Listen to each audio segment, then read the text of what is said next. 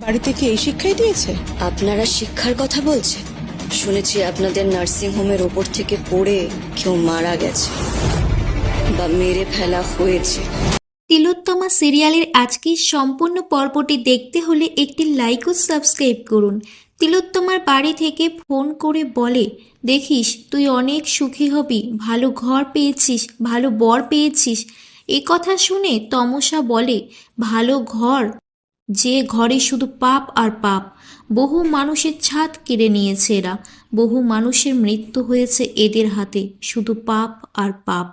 Makeup artist তমসাকে বলে, অনেক কথা হয়েছে, এবার ফোনটা আমাকে দাও। 11:30টায় লগ্ন, তার মধ্যে তোমাকে সাজিয়ে দিতে হবে। তিলোত্তমার বাড়ির লোক বলে, তুই এভাবে কেন কথা বলছিস? কোনো সমস্যা হয়েছে ও বাড়িতে?